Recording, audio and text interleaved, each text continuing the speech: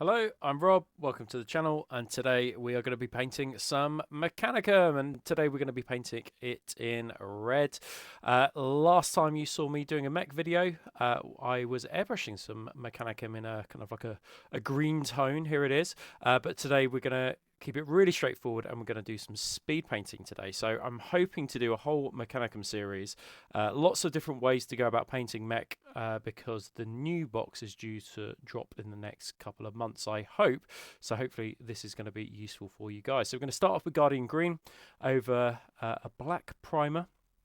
I've already done all the basing on this guy, so we're going to keep it nice and straightforward. I would recommend doing it this way as well if you want to speed paint things and get it done really quickly.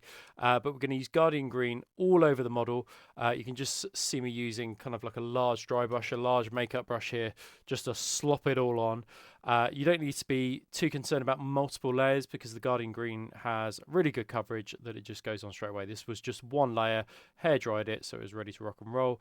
And then we're going to use matte white. And yes, we're going to use slap chopping essentially. I hate to do what everybody else is doing, but essentially we're just going to render those shapes with a dry brush and a matte white, and we're using green as the base coat because it is a contrasting color to red, so it will maximize contrast on the model. It's up to you how bright that you want to go with the red, because the layer of white that you put down, depending on how kind of how heavily you dry brush it, will depend on how vibrant the red will be at the end. But as I say, keep on building the layers up, and you can see in this part of the video I've built it up to quite a bright white, and I'm really focusing on those shoulder pads. They are really the focus of, I think, the focus of the model, because they're the largest kind of like flat plates, and that's where I'm going to put transfers as well. So the gun is a big focus, and the shoulder pads and the head are going to be the main focus of this model. Everything else is just kind of like lots of little details. So get those bits right, get those bits rendered with the dry brush with this slap chop method. And once you've done this, this is the good foundation to build your red upon. And as I say, it depends on how bright you want it, but keep on going until you get to something that looks like this. And then we're going to use one of my favourite speed paints, Blood Red. In fact, we're going to use both my favourite speed paints in this video today. And we're just going to slap this on. Like, literally, it's going to be as simple as that. We're not even going to use oils in this video. None of my usual tricks. We're not even going to use any kind of sponge weathering or anything like that. We're going to keep this super simple. This is a really straightforward and quick video. And I think that if you're looking at getting lots of Thalax done, kind of larger robots like Castellax, even stretching to a Thanatar, this could be the way that you do it, especially if you don't have an airbrush. I think that this will just serve as a really kind of awesome quick way to do it. And I think that as long as you get the bases right as well, and as long as the bases are all uniform and simple across the army, I think that will really benefit this scheme. You can actually do this in a record time. I think I did this in under an hour, and that was with all the recording as well. Gloss varnish. So we're going to gloss varnish those shoulder pads. I'm not going to do a whole model gloss varnish because I want to try and avoid any kinds of too many rattle cans in this, and avoid using the airbrush for you guys that don't have an airbrush as well. So we're just gloss varnishing the shoulder pads, and we're preparing that for the transfers.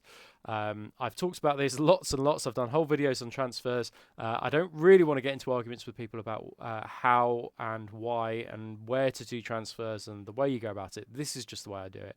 So put your gloss varnish layer down, then apply the transfer. You can then use some micro set and some micro sol, and then I've just left that to kind of dry while I get on and do all the other bits and pieces. So we're going to use Cobalt Metal. So this is quite a blue metal, and this is actually great, I think, for things like swords, so things that reflect the sky that are nice and shiny. But the reason I'm using this is because it is blue. There's got quite a lot of blue tones in it. You can see there how blue it is, and because it's blue, it's going to contrast against the red of the armor. So this is something that you want to consider doing, picking metals, picking secondary colors that contrast nicely against this red, and this is just an easy way to do it. You could really go into all the nuts and bolts of the Thalax, really get in there, but I just picked out a few silver details that wouldn't take me too long, but just broke up that red color.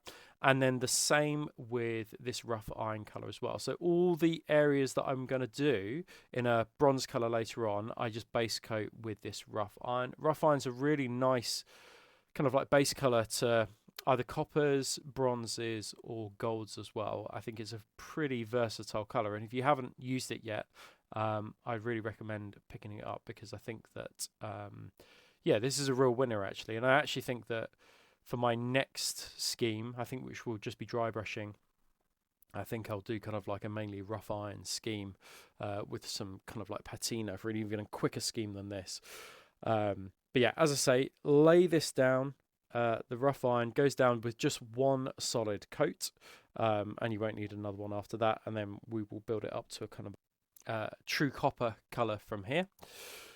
So the true copper, I'd recommend mixing with a little bit of the rough iron first, rather than just trying to lay down true copper. I think that, yeah, this is just the way to do it. I think the true copper, if you just did straight up true copper, it would require a couple of thin coats. But if you do a mix between the two, I think that's probably the way to go about it, the way forward.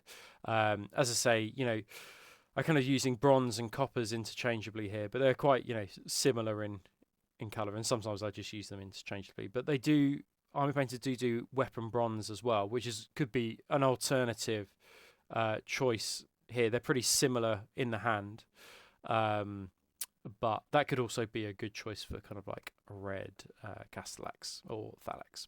So dark blue tone, we're going to hit this over our silver areas. And again, I've lent into the blue by using a dark blue tone here. You know, again, I'm trying to maximize contrast. So rather than hitting it with just like a black tone, you know, go for the blues just to help with the contrast on the model. You could use this as a wash on the coppers, on the bronzes if you want to as well. Like that would work really nicely. But as I say, I'm just doing this for the silvers. And then later on, we'll also talk about the bases as well, because I think the bases are an important part of this. As I was painting this, I was kind of mulling over exactly how I should do the base, whether I should do it in a similar colour that I did the first thalax in the first video, or whether I was going to do something totally different. But we'll get to that a little bit later. We're going to use Temple Gate Teal now. Now, I'm going to, again, add a little bit of a patina effect similar to what I did before with the thalax, but really important here to mix this Temple Gate Teal with quite a lot of thinner. We're basically creating a wash with this colour, and then wash it all over those bronze, coppers, colours that you've created. It just gives the sense of age, but again, because we've now added some blue tones to those coppers, is contrasting really nicely against the reds. So we've got blues within the silvers, but we also got blue greens within the copper colours. So I think that it looks really nice actually. When it went down, I was like, oh yes, this is the right choice. So we're just going to do a simple dry brush of some mithril on the silver elements here. So on the front of the gun. So this is, you know, the gun, the head, the shoulder pads, but also this this silver element at the front of the gun, where we're going to do like a heat effect, a heat bloom a little bit later. That is a focal point. So making it, you know, a nice bright silver, I think really makes it pop. Especially as this red is quite dark. I think that, you know, one of the things I would say is not a really vibrant red, because you've seen my videos before, I absolutely love vibrant colours. And often, in order to get vibrancy, I would build a colour up over a white base coat. But because we've gone from a dark colour then to a white, and then hit it with that speed paint, it's just a generally quite a dark model overall. So we're going to use matte varnish on the shoulder pad. So all the transfers had dried from the micro set and the micro sole. So I was, you know, about 40 minutes in, I was confident it looked dried. I didn't need to do any work on it, and I didn't want glossy shoulder pads and then the rest of the model with a matte, you know, a matte finish, or the rest of the armor a matte finish. So just go in with some matte varnish over the top of it, and that will get rid of any of the seal around the transfer as well. And then you can see me here using Dragon Red, which is a pretty good close approximation to blood red. And this is obviously the new Warpaints Fanatic range. I say new now, but it's been out for a fair few months. And what I'm doing is I'm just creating dinks and scratches in that transfer, just to show where the paint has kind of flecked away. We're going to use speed paints now, so Hardened Leather and Purple Swarm. Hardened Leather is one of my faves. I used Purple Swarm quite a lot on a recent project as well, so that's become a new favourite of mine as well. And I've just mixed it with a little bit of airbrush thinner, that Hardened Leather. And what you can see me doing is just pushing that Hardened Leather to the edge of the gun to start creating a heat bloom effect. I did this with an airbrush last time. It is really easy with an airbrush, but you can also do it with a brush as well. It still looks good. It just takes about 4 seconds with an airbrush. And then with the Purple Swarm, just at the very tippity top of the barrel, just going at the very end, just glazing that in. But of course, mix it with a little bit of water, speed paint medium, a little bit of thinner. It just needs to be thin because these speed paints are just so pigmented that if you just put it straight down, you'll get a horrible kind of like line. So just make sure it's all it's just thinned, and then that's it. It's basically finished. I glossed the visor, so I just did a black visor and then just used some gloss varnish on it. Nothing too complicated there, and it just gives a nice shine as there's a skull or a head behind that. Behind there is a brain in there. It's not just a robot. And then for this base here, I've used a Bootstrap Brown. I'm just dry brushing some Bootstrap Brown over the top of it, and then you can see here that I've used some pigments. And as I said in my last video, I'm going to do a whole video about how I would go about doing kind of bases for Mechanicum. But this one I've used kind of like a middle earth kind of like colour. It looks quite sandy, but this one was actually called Middle Earth. But I didn't want to use red on red. I didn't want an orange base and a red model. I just didn't think that it would go together particularly well. So using something dusty or sandy like this, because it's quite a dark model, contrasts really nicely. And here we've got our finished Thalax. It took less than an hour to paint, pretty straightforward. I reckon you get a whole squad done in a couple of hours. And I hope you guys are enjoying this Mechanicum series. I noticed today that we've got some information about the new Mechanicum book that's going to be dropping soon. So hopefully this will help prepare you for that. See you soon, guys. Take care, and don't forget to subscribe.